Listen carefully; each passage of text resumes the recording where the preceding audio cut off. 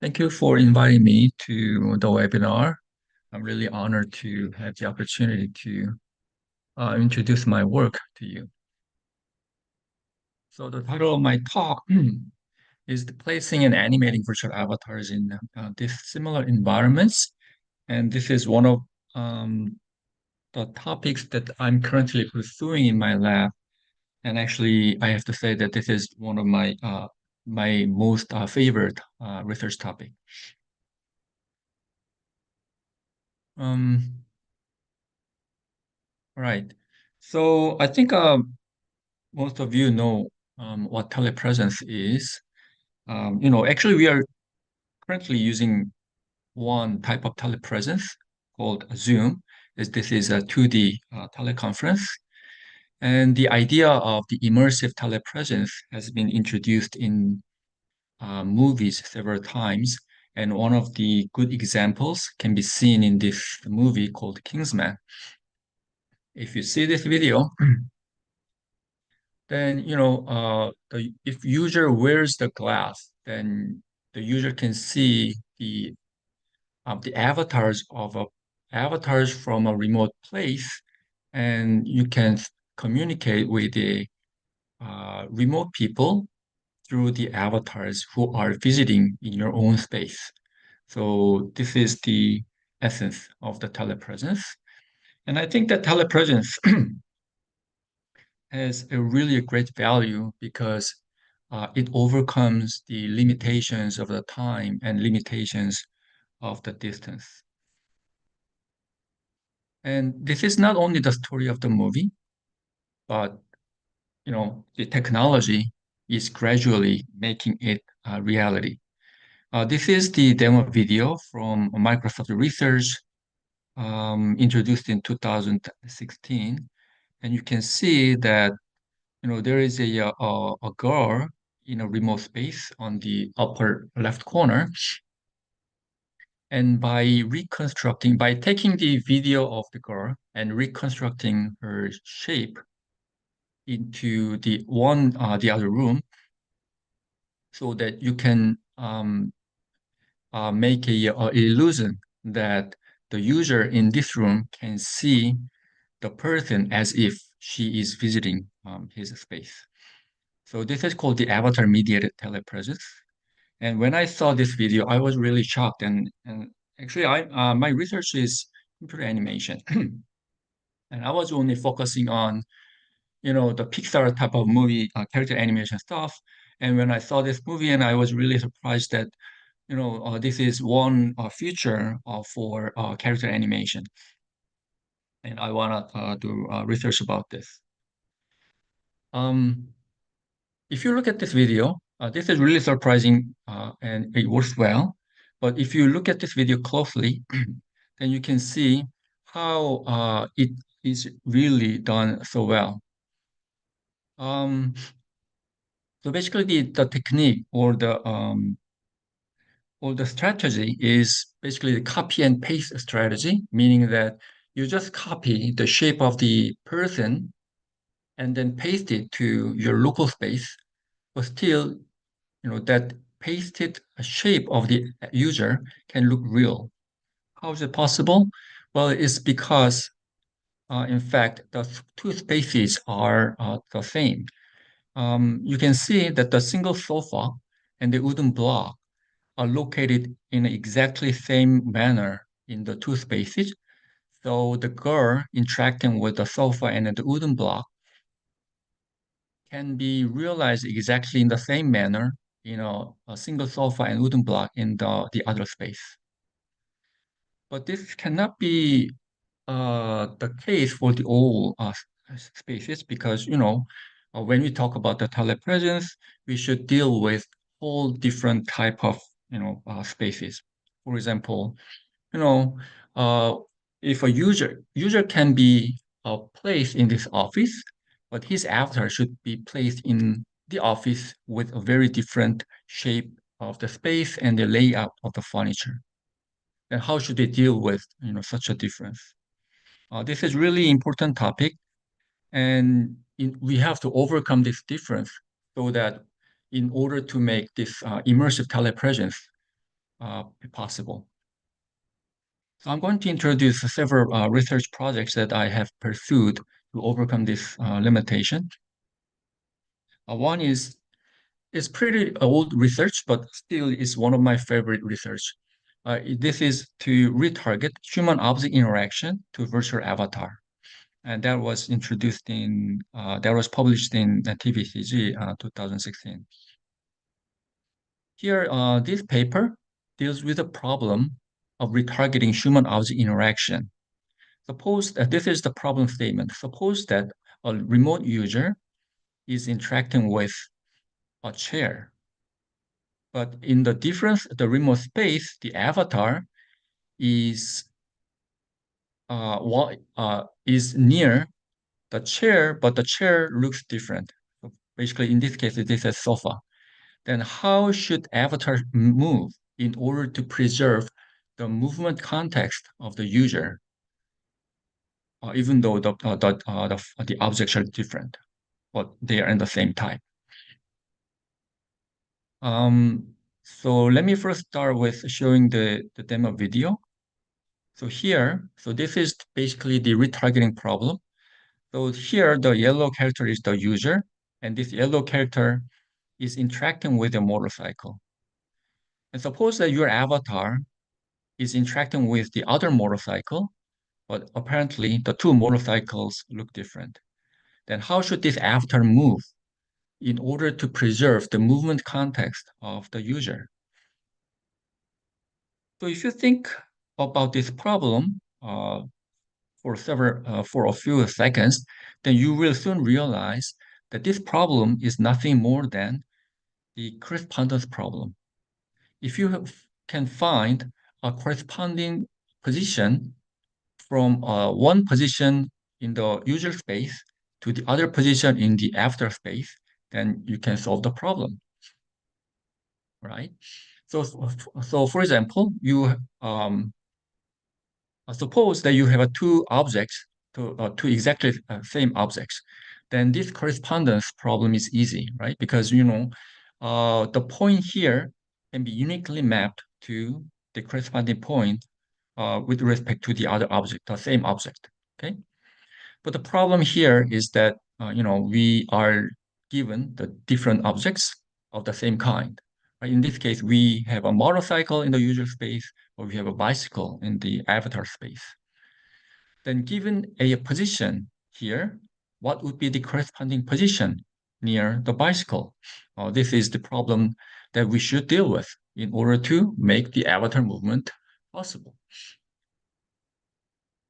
So in this work, we have proposed one solution, which is called a spatial map. A spatial map basically defines one-to-one correspondence between the spaces. Here, I'd like to focus on the space rather than object itself, because object correspondence has been studied in computer graphics for decades. So it is kind of some solved problem. But in this case, for the telepresence problem, what we need is not just the correspondence between the surface or the object, but we also need the correspondence between the space enclosing the object. So we call it a spatial map. So suppose that somehow we have defined a spatial map that maps one space, user space to the avatar space. Then a movement occur or in the user space can be directly mapped to a movement in the avatar space, right? So let's see how we can define the spatial map. Geometrically, we can say the spatial map has three components. One is the external boundary, and the other is internal boundary, and of course in the space, and the third is the space. And we need to define those three components. But let's first look at the internal boundary. Internal boundary is basically the surface of the object. And in order to define the internal boundary, we use some existing techniques. For simplicity, we did not try to deal with all the complex mesh itself. Instead, we created uh, a surface that is closely wrapping the given object. And we developed a genus zero mesh that is closely, tightly wrapped the object. After that, we found the correspondence, the surface level correspondence between the two objects. So that the handle here, it corresponds to the handle of the bicycle, and the point of the wheel is corresponding to a point on the wheel. So this is the internal boundary map. The next is the external boundary. The external boundary defines the extent of the interaction spaces. So it should be big enough so that the space outside the external boundary can be considered not related to the object. In our research, we use the spheres of an identical size as an external boundary for two objects, so that the map between the external boundaries can be simply an identity map. So this guarantees smooth retargeting of a motion that crosses the external boundary. Now we have defined the internal boundary and external boundary. Then we are ready to deal with the interaction space. Well, so interaction space is continuous space, but in order to make computer deal with it, we need to discretize it. So we first discretize the space into tetrahedral mesh sets. And we use a Tetra software to decompose the space. Now we have tetrahedral mesh. Okay. So now we have a tetrahedral mesh for the user space. And what's missing in our problem is the tetrahedral space mesh for the after space.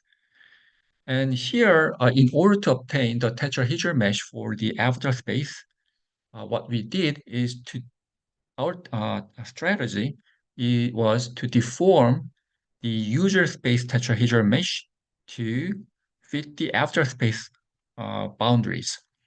So that means we deform the source space such that its internal boundary coincides with the internal boundary of the target space, and its external boundary coincides with that of the target space. Meanwhile, we minimize the distortion of the interaction space so that the movement of the user space can be as close as possible to the avatar motion. So mathematically, it can be written as that one. So we use the Dirichlet energy as a minimizer. So basically, we minimize the Dirichlet energy so that the tetrahedral mesh deforms minimally to fit to the avatar space. One nice thing about this is that the two tetrahedral mesh has the exactly same topology, right? So that means one tetrahedron on the user space have the corresponding tetrahedron on the avatar space. And we have the correspondence between the two, right? So by using that correspondence, we can map a point in a user space to a point in the avatar space. This is simple. So first, given the position of a point, you find its enclosing tetrahedron, right? And then you can identify the corresponding tetrahedron of the avatar space, and you can find or you can define the corresponding point by using the same barycentral coordinates of the point, right? Okay, so by using that simple technique, you can define or you can retarget the motion curve in a user space to a motion curve in a avatar space. So in order to make a avatar animation, we use the motion curve of the end effector, namely the motion of the hand, feet, and head. So given those curves, now we are ready to make a avatar animation. And avatar animation was made by an optimization, by solving the optimization. So we used four energy function. One is the Auxy interaction, and the others are pose preservation, smoothness, and balance. The Auxy interaction term was to bring the target end effector, for example, the hand, to the desired um, position of that hand. Okay? So that's the Auxy interaction. And also, we want the after pose is similar to the user's pose. So we define some direction vectors that represents the pose of the user, and we wanted to minimize the difference of those direction vectors. Thirdly, we want the movement of the avatar as smooth as possible. So we reduced the difference of the joint angles of the nearby time frames. Lastly, we use the balance term. We found that without the balance term, sometimes the created after movement was not realistic by um, breaking the physical realism. So we wanted the avatar to move as in while it's maintaining the balance. So made sure that its central mass comes into the super polygon so that the avatar's motion look balanced. Okay, so that's uh, everything about our technique, and it's time to see the demo. So let's see the case of a chair sitting on a chair. So these are the two chairs, and this is a user's chair, and this is the avatar chair. So given the chairs, we create the watertight meshes, and we find the correspondences between the surfaces. Now we discretize the volumetric meshes and find the interaction, find the spatial map. After defining the spatial map, then we can create the retargeted avatar motion just by solving that, the optimization problem. So this is an example of, sitting in front, and also, we can make another style of the sitting, and you can see that overall style and the context of the user's motion is well preserved to the avatar. Since I was interested in telepresence scenario, uh, I also did some experiment for the augmented reality.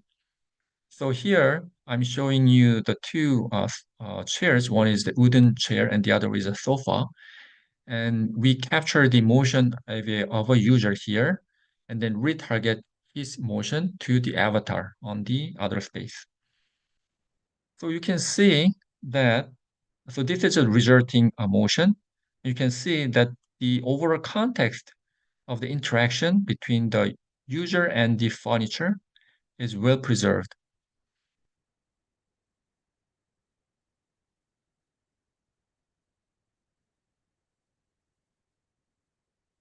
Right? So the avatar touches overall the corresponding position of the furniture. Okay. Right.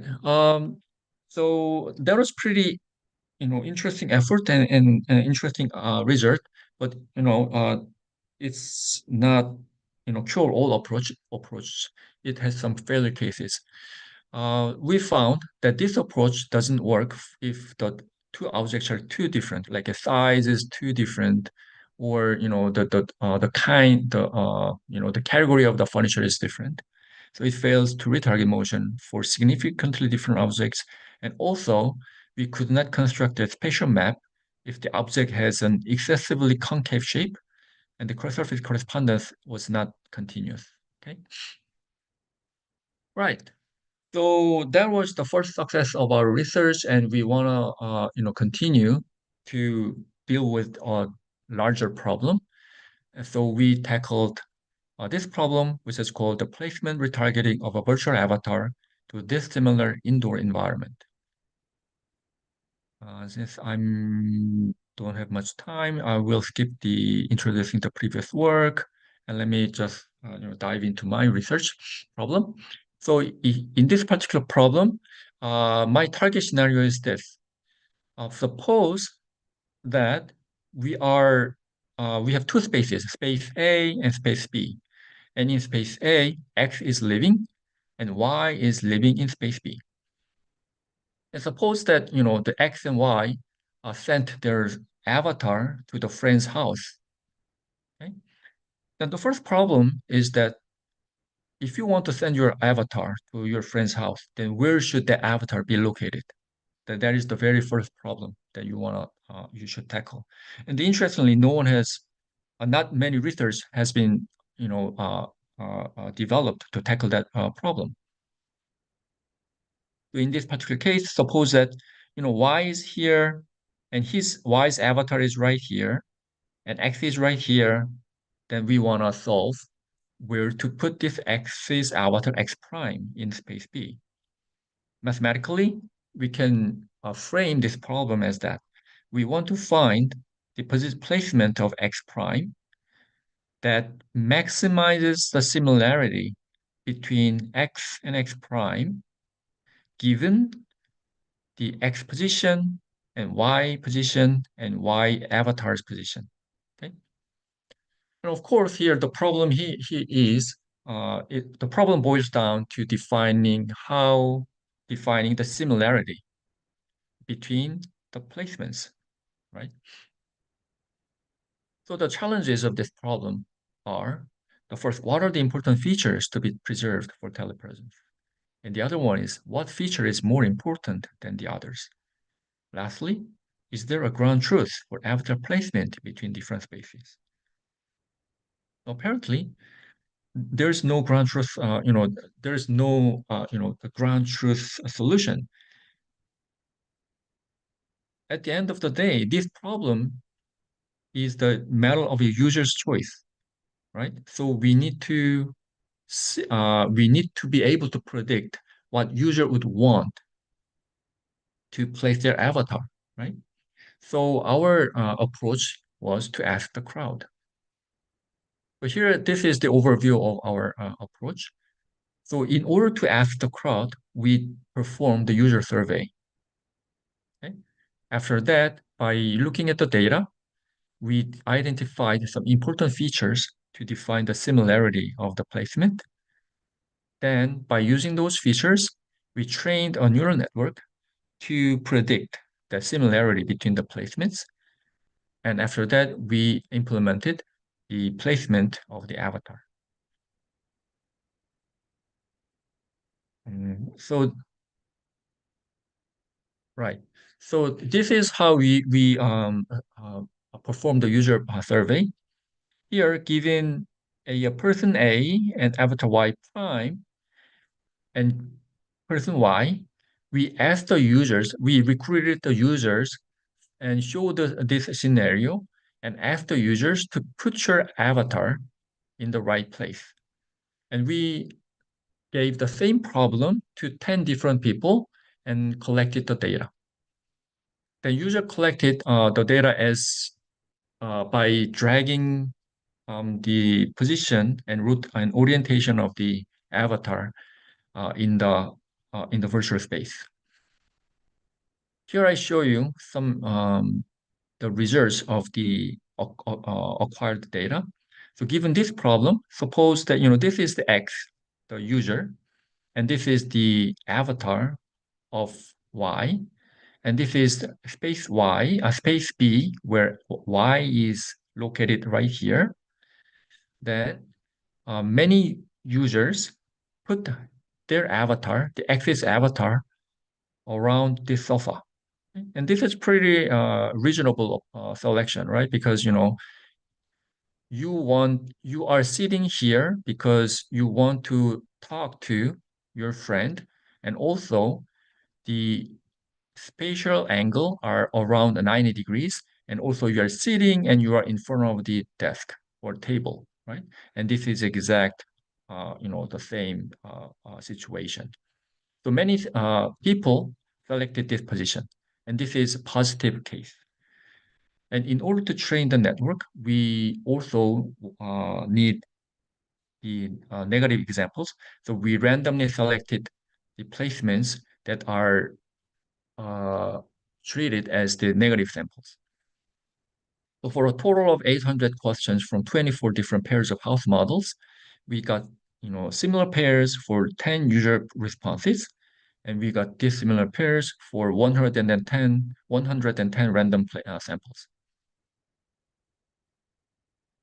By looking at the data, we identified some features, and we found that those four categories of features are important for the avatar placement.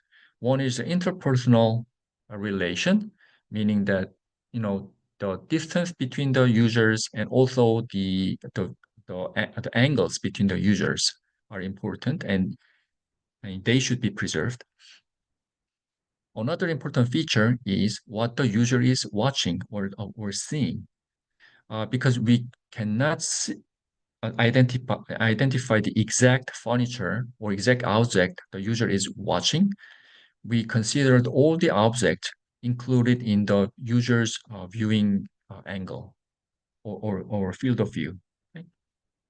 The third, we want the avatar to take the similar pose as the users. For example, if a user is standing, we want the avatar to be standing.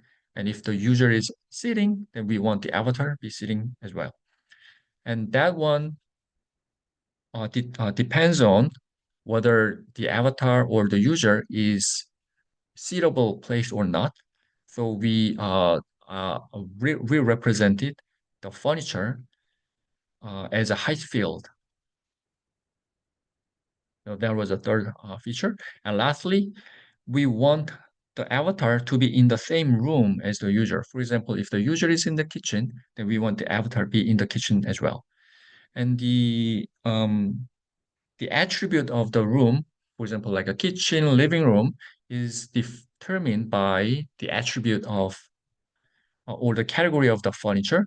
So we considered the categories of the furniture nearby. So those are the four the features, and we quantified those features.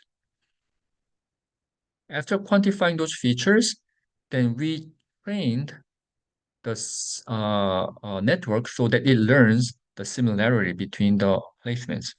So here I'm showing you the positive pairs and negative pairs.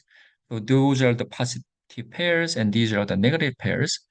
And we fed those positive pairs and negative pairs so that this metric network can learn such that those two positive pairs are close to each other in the latent space, and those negative pairs are far away in the latent space. Okay, so this is how we learn the similarity. After learning the similarity, the last problem is to find the placement of the avatar. Suppose that this is the user, this is a boy, this is a user. We want the placement of his avatar in this space. Since user has already been placed, we can compute the feature of this placement, right? And given that, and we take some discrete number of samples of the avatar space, and we identify the sample point which has the most similar feature to the user's placement feature. Okay, and starting from that point, we perform the particle form optimization so that we can fine-tune the placement of the avatar. Right. So this is the snapshot of the result. You can see that here in this space, the user X is sitting in a sofa and watching the TV. And here in the space B, the girl is also sitting in a sofa and watching the TV. Then our research places their avatar such that they are watching TV at the same time or together. On the right-hand side, you can see that the user is sitting in a chair and watching TV, but here in space B, the girl is just standing and look and she's standing near the table, right? But in that case, the the girl's avatar is also standing near the table, and the boy's avatar is sitting and watching the TV. So we verified the performance of our technique in the VR, and we also tested our method in AR space. So this is the demo. So here I'm showing you two spaces, room A and room B. And here room B, the user in room B is first moving, and he's moving to sit in a sofa to watch TV. Okay. And after he's placed, his avatar here, shown as a female, a girl, is placed in the corresponding place. Okay. Now, the user in room A is sitting in front of the desk, and after that is completed, his avatar is also placed in a corresponding place. Now, the user in room B is walking towards to the avatar to look at him.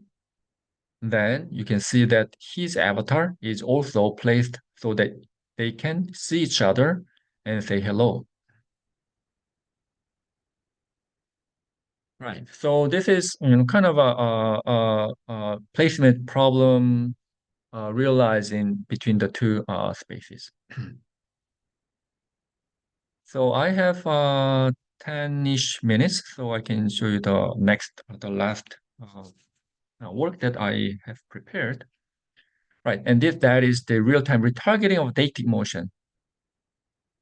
Right, so this was continued effort for our telepresence avatar motion generation. So this is a similar, the same motivation. So the two users are living in a different spaces, and they sent their avatar to their friend's house. And now let's take a look at this situation. So here in the local space, a user is communicating with the friend, and suppose that he's pointing at a certain polygon in a TV, certain position in a TV. Okay? And suppose that the remote space has this configuration of the furniture. If we just copy the user's pose and paste it to the avatar, then probably the avatar will point at some nonsensical position, right? Because of the difference of the space, this scenario uh, uh, underlines the case that the avatar's pose should be retargeted so that he can preserve the motion context of the user, right? So if it's retargeted well, then probably the avatar should not point at this space, but it should point at the corresponding position of the TV, right? So this is important problem because usually, telepresence, one of the important application of the telepresence is the teleconference. And usually in the immersed teleconference, they want to use their gestures and gaze for communication. So to solve this problem, we adopted some data-driven approach. So um, let me first show you the demo video after this research was done. So this is an education scenario. So here, user X teaches user Y about the solar system, and user X, and after Y prime, this is a space A, and this is space B, where user Y is here, and the avatar X prime is located here. And you can see that the furniture arrangements are different, and also the objects are differently arranged. Like, the Earth is here, and, the spatial arrangements of the users and the virtual objects are different in the two spaces, right? Despite those differences, um, I can show you Hello. Today, I'm going to show that you they three are pointing planets. the corresponding places. First, this is Earth. Second, this is Venus. Lastly, this is Jupiter. The Earth is the planet we live on. Can you remember? Please repeat my explanation. Sure. First, this is Earth. Second, this is Venus. Lastly, this is Jupiter. The Earth is the planet we live on. Now, I think you can get the idea. Right. So contribution of this work was that it was the first learning-based approach for retargeting the dating motion to virtual avatars in this similar environment. Uh, right. So in order to realize that, as I said, we use some supervised learning approach. So first, we obtained a lot of dating gestures, like pointing gestures, okay? And we picked the two random a pair of the two random motion, and we time out the motion such that the actions are synchronous. Okay? And given that, so that means that, if I play it again, we want that if user is pointing at this position, and if the corresponding position is right here for the avatar, we want the avatar make this kind of, pointing gesture, right? Um, so this is the overview of the network. Basically, the network inputs the avatar motion, the user motion, and it processes it to determine the upper body of the avatar. Let me proceed briefly. So for that, we first need to define the features of the motion. And here, in order to be able to generalize over all other, the size of the users, we adopted the angle-based features. And for the output, we uh, our output representation is the end effector transformation. And this is the framework, and we don't have much time, so I'm just going to introduce very briefly. So given the history of the motion, the angle net basically accepts those motion, receives those motion input and makes a latent vector and combine it and give to the motion net. And motion net basically given this latent vectors, it computes it outputs the transformation of the end effector, and we use the inverse kinematics to determine the pose. Okay. Especially we adopted the mixture of expert model that was pretty popular in computer animation research. And we also found that this mixture of expert uh, outputs very stable results for our problem as well. Okay. So our network was pretty robust, and even though we trained over a single character motion, we could show that the dating motion of various users can be created, and our network was really lightweight. It's only 49 kilobyte, and it was really fast, so that it can be used for real-time telepresence application. So let me show you the demo video of the technique. So here, this is the input motion, and we assume that we already know the corresponding the target position. And you can see that only by looking at this user motion, the avatar makes a smooth motion to point at the corresponding target.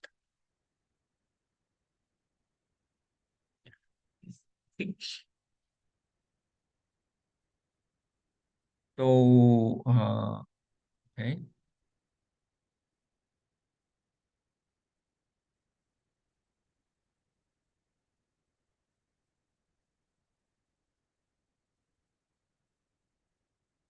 Right. Excuse me.